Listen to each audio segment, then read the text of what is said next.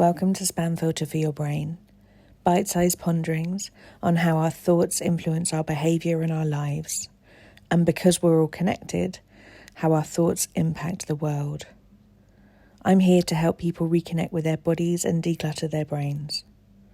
And I don't believe that we should just magically know how our emotions and our thoughts impact our lives if no one ever teaches us. So let's learn this stuff together. So I just wanted to do a little introduction to what is a very different podcast this week for us. This week I am in conversation with the wonderful, wonderful Beatriz Albina, who is an incredible teacher who has taught me so much about nervous system dynamics, how we can check in with ourselves, and most importantly, how we can check in with our own joy. Her commitment to making really big concepts accessible and digestible is something that I have appreciated for years. And so I am elated to have invited her into conversation here for her to talk about her work, her angle on life, and also to be telling you about her fabulous new book. Stick around to the end where, due to some time differences, Bea was late for her meeting and I was banging on about being allergic to elephants and how we navigate our feelings about that. It was a wonderful conversation. I was elated to have it. So I hope you enjoy. Welcome to this week's podcast. So it is a very different podcast episode this morning than the ones that we are normally used to on Spam Filter for Your Brain, because I have the most incredible, gorgeous, beautiful guest here. Bea is someone who I reached out to invite onto the podcast. When I think of you, I think of nervous system knowledge. I think of deep learning. And the reason why I specifically wanted to invite you to come and speak to my people is no matter how many fabulous intersectional brains and wealth of information you impart onto people, the essence of all of your teaching, Bea, is so kind. It is the way that you put yourself across and the way that you share your knowledge is just so heartfeltly compassionate towards the people that you speak to. I love your approach. I love the way that you teach, and I would love to introduce you to my people. So I open the floor to you. Would you like to tell people who you are and where you've come from? Oh my goodness gracious. Thank you. I really appreciate that. I feel very honored by your kind words, and kindness and compassion are the core of, I believe, why I was sent to this planet. And so you're seeing that and starting with that, and not, she has a master's degree from, like, it really is warming a very special part of my heart. So thank you. That's very, very sweet. Yeah. So shall I say all the words? Please tell Okay. people why I'm just Ahem. so envious of your brilliant brain. Oh, you goose. You goose potato. So I use she, her pronouns. I am holding the most gorgeous black cat that has ever existed. His name is Wade Elizabeth. And I am, by training, I am a UCSF trained family nurse practitioner. I have a master's degree in public health. I am a somatic experiencing practitioner and a master certified life coach. And I am the host of the Feminist Wellness Podcast and author of the best-selling book End Emotional Outsourcing: How to Overcome Your Codependent, Perfectionist, and People-Pleasing Habits. And I am also a certified silly goose, which I think is really important. I was certified by this cat. He runs a certification. It's a whole academy. So my background, I don't think we've got into discussing this at all. And most people on the podcast will know, but not everybody, that my background is circus. So before I got into the coaching world, my background is circus, and a lot of the workshops for survivors work that we do, we also do a lot of tying in circus to try and help people reconnect with their body after they have experienced either trauma or any difficulties and historical problems with their bodies, trying to use play and joy to reconnect with their bodies. So we use things like trapeze to hold people for trust and core strength and to take safe risks in environments that you are learning to trust your body again. We have acrobatics for consensual touch, for being able to hold people and lift people and be able to converse about what is and isn't okay. My favorite workshop that we're not actually running at the moment, but it has been one of my favorite ones they're all my favorite. But we had a clown teaching elders how to fall over safely. Like we use a lot of the physical stuff to be able to reconnect with people's joy and trust and try and learn and play to be able to experience what it could be like with a different narrative. And of course, with the thought work and the coaching that I do, combining these things together can be super important. The thing that I feel is your amazing skill level is looking at the nervous system work and all of the regulation. I think like that idea of the joy is something that you bring into all of the work that I see. Yeah, because like if not, what else are we doing this for? Like, what is the point, right, of all the yoga or circus or I don't know, healing retreat in Bali and all the journaling and all the navel gazing, if not to be a more grounded, oriented, present font of joy and love in the world? Like what else? What else is there really? I think it can be so, a lot of this work can be seen to be so, with hold so much gravitas. It's also serious all Right. the time. And Very serious. what I love about your teaching is, like I think I don't think I've ever seen you teach a workshop where if things looked like they were getting a little bit too serious, you didn't like insist on a dance break. This is like something that I think of you, that as one of your fortes. Listen, people don't realize the healing power of the conga. People don't know. You know what I mean? But People you don't are know. progressing that. You are spreading the word, and I think Phil it's Collins will soothe your soul. What is a Susudio? I don't know, but I'm gonna dance we're all about it. there. Yeah, we're all there. And like the thing is, so emotional outsourcing is, let me define our term here. It's when we chronically and habitually source our sense of the three most vital human needs: safety, belonging, and worth from everyone and everything outside of ourselves. It is the term I would like to see replace codependent, perfectionist, and people pleasing, because I think those terms keep us trapped in an identity where we are not the central character in our lives, right? We are deferential when it comes to like, how do you feel? What do you want for dinner? What career would you like? We're deferential to others and their opinions and their thoughts and their feelings and them. So when I point us towards joy, what I'm pointing us towards is being self-referential, not in some narcissistic way, but in a like, who are you and can you be your own North Star? It's so important what you just said there. It just brought up such a stark thought for me about how when you are deferring to other people with that authority, what you are reminding yourself is that you can't be trusted and that you're unsafe, like disturbing your own sense of self-trust. And so all of the building and supporting all of those things that you taught in a way, when you talked about that trifecta of all of these three pillars, in a way it sounds like you're building a sense of yourself being home. And I think a Yeah. lot of the world's ills can be and pain points can be put down to individuals and collective groups, like searching for that sense of home and to try and Yeah. build a sense of home within yourself. What was coming up for me when I was just hearing you give that description? I'm so glad to hear that, right? Because that's really what it is. Because how can we live happy, healthy lives where we are well if we are not looking internally to know, like, to put it really simply, like to know what's up? Mm. You know what I mean? Where we are within that place of what's up, and who do we want to be in response to what's up? All of those things. Totally. Totally. And also, like, do you have to pee? Right? Because, like, So let's bring it back to our biological impulses, right? Like, we are ignoring our bodies to our own detriment. We don't rest. We don't stop, right? We just go, caring for others, caring for others, doing, giving, doing. We don't pee. It's fine. It's fine. I'll just hold it for another half hour. It's fine. It's fine. Let me get dinner done. Just let me get this in the oven. Just let me, yeah. right? We don't feed ourselves. I think it's so interesting. I'm sure you do a lot of, I know that you do a lot of work online as well. I actively encourage people to eat on Zoom calls because Right. there's that thing, like, what are you doing being hungry while you're trying to do all of this, like self-care work? This is not self-care. Yeah. Like, it's so interesting, and what that brings up for people about, of course you can have your camera off, but to be able to see yourself eating as well, all of these thoughts that you have and the judgments that come up about watching yourself listen to your body's basic needs. I think Yeah. it's so interesting. Yeah.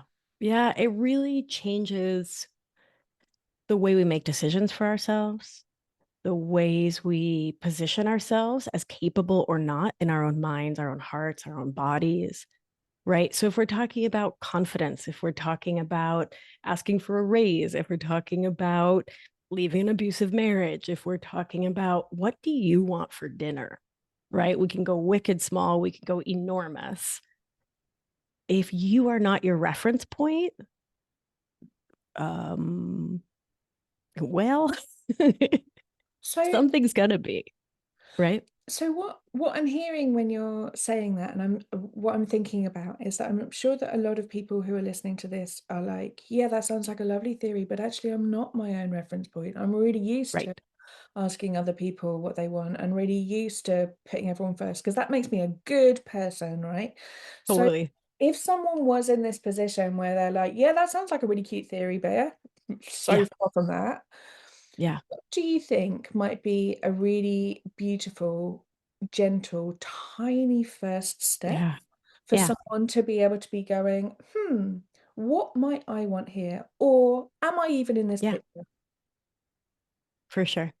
So I want to say two things. One, the story that your people want you deferring to them for everything is complete BS.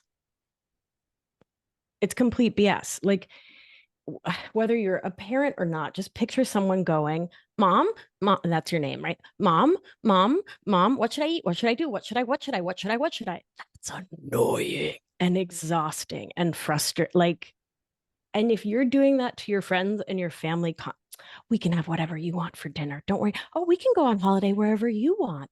Oh, do you think I need a coat? Do you what? I don't know. I just can't tell what I feel. Like, really put yourself in the other shoes for like a hot minute as a way to begin to like dissolve that story that deferring is kindness. Deferring is transferring responsibility for your life to someone else. And people who actually love you and care about you don't want that responsibility. Right? Someone who they're, you know what I'm saying? So let's just start there. A number one. B number two. How do we actually do this? Yeah. So in my world, I talk about how baby steps are ridiculous. I'm insulted by baby steps. A baby's foot is, were you a baby and a banana I at some Yeah, point? it's funny. Or have Like you met a a baby? while ago, but You were? I was quite smaller, but it did Yeah. happen. Yeah. You were quite smaller. Right. But was your foot still like a solid 3 inches? Like It's that's enormous. Come on, like 4 or 5 centimeters. That's a lot. That's a big step. So in my world, we take newborn baby kitten steps, which we're like talking millimeters compared. Do you see how quickly I switched into your units of measure? I I'm love impressed with me, I that. must say. I'm very impressed with you. Thank you. Thank you. Inches can go to HE double hockey sticks. So listen, we take the tiniest step. Why? Because we're mean. We're mean to ourselves. You should have done more. Well, somebody didn't get enough done today. Oh, you're not growing fast enough. You're not healing fast. Drop it. It's not based in science. It's actually antithetical to all the research about change. Yeah. Maybe somebody has a master's in public health around here. Meow, right? Like the studies show that small incremental change over time is change that sticks. So tell that perfectionist part, no, thank you, and take the tiniest step. And the tiniest step is setting an alarm for 3 times a day. When that alarm goes off on your phone, you pause what you're doing, you feel your feet on the floor, and you ask yourself, what am I feeling right now? And then you ask yourself, what sensations are present in my body right now? So 9.98 out of 10 of us with emotional outsourcing are going to hear and feel the full response of, oh my God, I don't know. What am I feeling? I don't, feeling a sensation? Ah, that's great. That's great because it's not about hearing the answer. The answer is irrelevant. Okay, you're tired and your feet are heavy. You're happy and your chest is bright. Okay, that's not what's relevant. What's relevant is the ask. You see how we even kitten stepped that? What's relevant is I care enough about me. I matter enough to me. This life matters enough to me to ask me about it, to be self-referential, to do this pattern interruption where like for one hot minute, I matter. So yeah, if what do I feel? Oh, what body sensations? Oh, get, I don't know. Okay, great. Great. How's that feel as a starting point? That's gorgeous. I love there's two juicy things that are bubbling in my brain from listening to what you were saying there. The deferring to other people and you talking about it as being irritating. I can imagine people using that as another stick to beat themselves with. And the Yeah. kind of flip side of that, I think, is that it's actually not kind to the people that you love because what you're doing is giving them less of the person that they love. You are Yes. just like dissolving yourself into Yeah. some malleable piece of like, you know, you are not showing up as like where are you when you are asking everyone else what all of your life decisions are. You're giving them less of the thing that they've chosen to spend their time and energy and heart around. Like where are you for them in that? Yeah. I would say that people pleasing is an anomaly because nobody is pleased and it's not acknowledging that you're a person. Who are the people that you're pleasing? Absolutely no one. Like both of Yeah. those things are aligned. Yeah.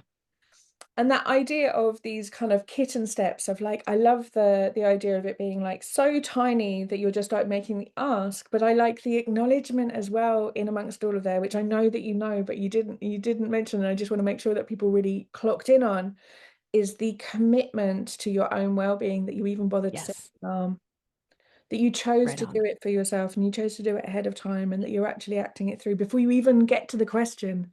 You've already said that you have value and your needs are worth making time for. And I think that's Yep. beautiful. Yeah. Thank you. Thanks for clocking that last part and saying it because, right, motivation is BS. It's not real, especially in this dopamine economy. Commitment's everything. Ritual is everything, not routine. Who wants a routine? Get out of here. I, Right? Ritual.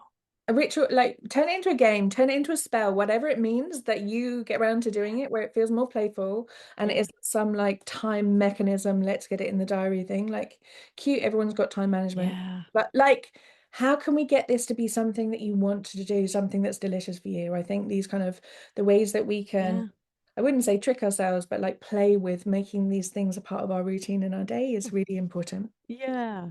Make it easeful. And don't let your brain tell you it takes too much time or you don't have time for it. Yeah. That's just conditioning. It's not real. Yeah. Coming Yeah. when you're talking about giving your essence away, I guess, by deferring to other people, something that I was thinking about quite a lot in the lead up to our conversation. Obviously, your book is about emotional outsourcing, and codependency is one of those interesting words that I think that everybody knows, but I'm not sure that everybody thinks that they're talking about the same thing because very few people define it for themselves. And Right. something that comes Right. up in coaching calls a lot and conversations that I have a lot is this idea that people find it very hard to shift. Whatever we do, we have to be very careful about because we cause other people's feelings and we are the emotional gatekeeper of everybody else's well-being and we need to play nicely or other people will be hurt. And I think you've probably got a shitload to say about that. So I just wanted to open that trapdoor and let you roll. I think it starts with redefining codependent habits as managing other people to attempt to feel safer. Mm, It's never kind to manage someone else. And I think we've all been quite bamboozled to think it is, you know? And I think that part of what it comes down to is not trusting ourselves that we are genuine, loving, and kind. So a lot of the concern I get is, well, won't I turn into a selfish jerk and a big meanie pants if I'm not being codependent? Baby, baby, baby. If you're worried about it, I'm not worried about it. yeah. You know what I mean? Like my abusive ex was never worried that they might be too kind to me. Never, Yeah. ever. I'm sure that's never crossed their mind while they were like screaming at me, etc. You know what I'm saying? Yeah. But I would worry. I would worry. right? So if you're the one who's like, oh, I just don't want to be some selfish jerk, it really starts with getting to know yourself. Write down your values and look at them daily and start doing work to see where exactly you're living into your values every day. And now, if you claim to value kindness and honesty, is it honest and kind to manage other people such that they don't have a feeling about you or like in the world? I don't want him to be upset. Like if I don't pack his lunch, then he's just not going to have a nutritious lunch, and then he's going to be upset. How about you let him be upset? And what that comes down to is not assigning our value system to other people's emotional worlds and not believing that we know what's best for others. And I think what's really hard in there is frankly white supremacy, right? That has cooked into all of us and has led most of us, and especially, I think, especially white women, to believe that, well, we know what's best, right? We know what the best thing for them to think and feel and experience is, right? It's like when your kid falls in the playground, do you rush over to them and go, oh my God, are you okay? Oh, you had such a bad fall. Or do you wait 5 seconds to see if they're going to start screaming or they're going to turn around and go, I fell, duh, and stand up and like keep running? We rush in to project our worries onto others and then we create their experience. And I don't think that's a kindness. Now, am I saying to be a meanie pants? Get out of town. Never. But am I saying to let other people fail? Don't let them fail by like falling off a cliff. But in our like day to day, let other people get frustrated. Let them get angry. Let them get sad. Let them have their human experience within the realm of like safety, right? But I it's not a kindness to keep people from having big feelings because you're scared of having them yourself. Because that's the thing, right? Not allowing other people to have their feelings always comes back to the fact that you are not going to be comfortable with your thoughts about them having feelings. And what you Totally. said there about your idea of aligning your values with how you respond to other people, I think is also baked into that, is that idea of your worth being tied to them being okay. And that's what I Totally. circles back to this white supremacist idea that has been, as you say, baked into all of us, that everything must be all right and neutral and fine so that I can be happy. One of the most frequent conversations that I have when people first contact me about coaching is like, this sounds kind of nice, but I'm fine. I'm fine. I often think of our mutual friend Cara being like, well, what if you're fucking amazing? Just like stepping it up a level. Like, how do you level up from there? Like, fine is so neutral that it's tasteless. And actually that idea of making everything so flat, I think, is what you're talking about, that idea of the white supremacist idea of everything having to be how I think it should be in order for Oh, everything. for sure. Yeah, it's the white gray interior and Mar-a-Lago face. Wow, that's heading into another direction altogether. I won't take us there. But next time we'll talk about that.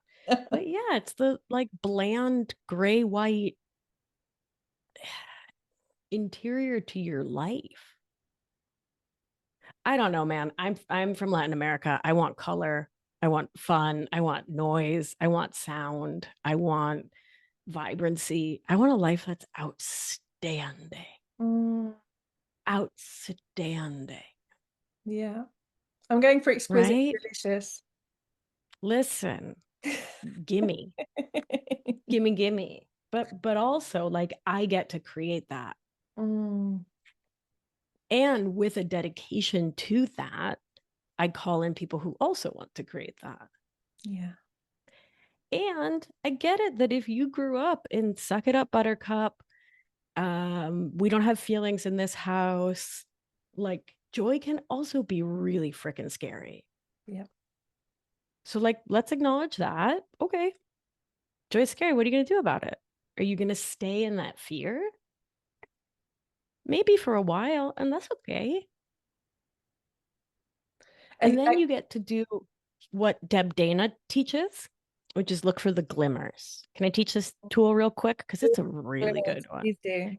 So, triggers are something that overwhelms the nervous system into a survival response, either playing dead or panicking. Glimmers are the opposite.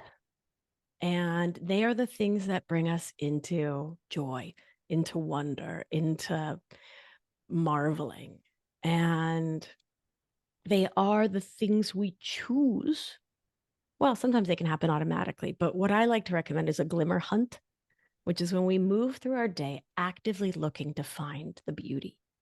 Like the fact, okay, so there is a 15-pound, how many kilos is that? Like 6 kilo, big. He's a big beast, big black cat in my lap right now, fully asleep, snoring, not purring, snoring. He was in a garbage can a year ago. We found him 1 year ago yesterday in a literal garbage can with his brother. Someone was like, these lives don't matter. Okay. And now he's asleep in my lap. Glimmertown baby. And so every time I'm like gonna cry because the trust is so humbling. This brings my nervous system towards a belief system in which joy is possible, in which trust is possible, in which kindness and compassion and consent and mutuality and interdependence and also a ton of cuteness is possible. And so, sure, I could focus on the negative, but like, what are you talking about? There's a trash can cat in my lap right now. You know, how beautiful is that? Right? Also, my wife just got home and like he heard the car. Well, she's probably about 2 blocks away, and he just jumped out of my lap and ran to the front door to greet her. Girl, get out of town with how cute that is. That He's is. gone. He was like, sleeping with you is cute, but listen, I got other brave. mothers here. He's like shaking his hair out. He's like, let me run to the door Ear and look flirting. cute. Right? And I that's a just marvelous thing.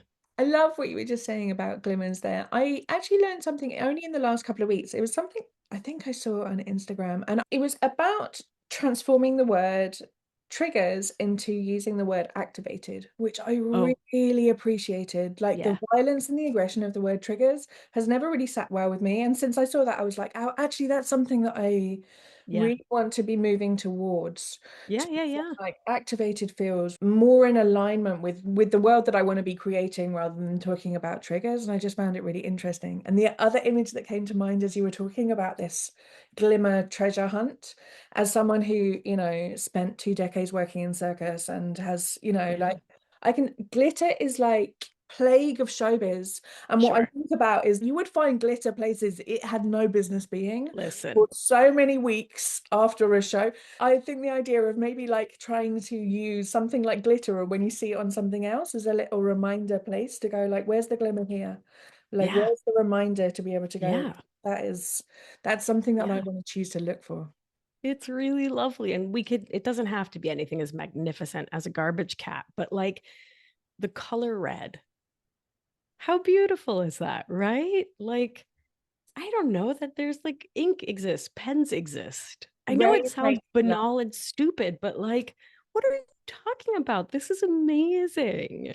And so I, it's really what we're doing is we're shifting the the default mode network in our brain that tells the default story of how we relate to the world. We're shifting it from womp womp into, okay, how can I find the cool? How can I find the shot? Like, what's amazing? Like this Gaza pin. Like, look at these colors. The fact that this is like metal with enamel on it, right? And that like I can see someone wearing this and I know we're kin, yeah, and vice versa. And it's so tiny, yeah. right? And Or says like, so wait, much. what are you talking about that I have fingernails? And I'm serious, like there's bones outside my body. As an English person, one of Whoa. my favorites is rain. It's like there's water falling at me from the sky. That's ridiculous. That's so silly. It's so wild. And that rain is me. And we can get all non-dualistic now, right? Like that rain is me. I am that rain. Whoa. Yeah. And then that is another Yeah. whole 10-hour podcast. I want to circle back I'm if you available. allow me. Oh, I'd love it. If Yeah. you allow me just Yeah. to go back to that idea as we were talking about the idea. I just want to sort of make sure that people have tangible things that they can walk away with. And that idea of people thinking that other people can cause their feelings. These kitten steps that you were talking about, that check in with yourself that you were mentioning in terms of like checking in with your own needs and not deferring to other people. If people are like, yeah, this is cute, but like clearly, if I say something horrible, someone else is going to be hurt and offended. And so I must be really nice all the time and do all the things that they want. If they catch themselves in this mind cycle, do you have anything that is a similar little kitten step that you could offer people to go like, hold up, where are you in this picture? I mean, of course, everything we say and do has the potential to impact someone, but like, why would you negate your own agency? Mm. Right. So, like, I was hanging out with a friend's 7-year-old the other day, and she was walking holding my elbow, and she goes, Tia Bea, when I hold your elbow, it's like actually it's how I imagine that an elephant is. And I had two options. One, you can go fuck your whole fuck off, you little shit. Or, oh my God, you are so cute and adorable. And elephants are brilliant and matriarchal and gorgeous and incredible and so intelligent. And thank you. So I get to choose what I want to make out of any statement. And sure, some are going to rub up against an old wound. Sure, of course they are. That's, and we get to decide not always the first feeling, because that's the activation in the nervous system, right? And if I had some long standing trauma around elephant skin, right, then like I might have gotten activated. And that's that first feeling. Cool. I orient my nervous system, I regulate, I ground, I breathe, I come back into self reference, into agency, and I decide, do I want to stay mad at an adorable 7-year-old? Do I want to stay flipped out about some comment? She has no frame of reference for being mean. Or do I want to choose to find it cute and sweet? So that's where that agency and choice comes in. And we are all of us at any time, both the 7-year-old and the 46-year-old. Right? Because I've said so many things that I thought were so complimentary, only to have someone's face fall. Right? Mm-hmm. And unwittingly hurt them. So the point is, again, self-love, self-trust, values. Who are you? Are you trying to be mean and cruel? Or are you just setting a boundary and a limit? Because when we don't, we resent the people we love. And that's a lot meaner. Yeah. Just trust who you are and what you mean in the world, you know? Yeah, and being a something that I bring to people in coaching calls quite a lot is that idea that if you hold your values to be true, like if you value that kindness, as you say, compassion, wisdom, these things, Yeah. these are things that you are going to, if you value these things in other people, these are going to be things that you're exceptional at. Yeah. You know, these are things that you're Yeah. going to put a lot of effort into. I Yeah. also have to tell you, with Yeah. your fabulous analogy, that I am allergic to elephants. And Oh, of all of the people you have yeah. a story to, I don't That's have a big hilarious. elephant trauma, but elephants are they're amazing. I have loved talking to you today. Like I would be very happy to chat to you for Likewise. 17 hours. Um, But I would like to give you a chance to let people know where they can find out more about your work, where they can come into more contact with your Yes. brilliant brain. You just explain Yeah. massive, what I consider to be very high intelligent medical concepts in such a oh my God, my dyslexic brain can understand it way. I adore it. So please do tell people Yeah. where they can find you. Yeah. Let me get to it. So my podcast is called Feminist Wellness. It's free wherever you get your shows. The book is called End Emotional Outsourcing: How to Overcome Your Codependent, Perfectionist, and People-Pleasing Habits. You can find out, learn more, get some freebies, and order on my website at Beatriz, Beatriz, albina.com/book. And you can follow me on the gram. I give good gram at Beatriz Victoria Albina NP. I will put all of the links for all of those things in the show notes. And it has been an absolute joy talking to you today. Thank you so much for making a true delight. Bliss. Thanks for having me. All right. Bye. If you've been enjoying what you're hearing on the podcast, you will love Self-Care School. Self-Care School is longer versions of this, more in-depth and more personalised. We have a whole hub of courses from body image to boundaries, perfectionism, time management, and a whole range of other topics. You name it, there's probably a course on it. But most importantly, we also have a weekly group coaching call where you get to apply this stuff to your everyday life and get support to try and untangle your own story from some of the emotions that you might not be enjoying in your life. If you would like to learn how to apply this work to your specific situation and to be building a life of your dreams, I would love to see you inside. Do pop over to selfcareschool.co.uk.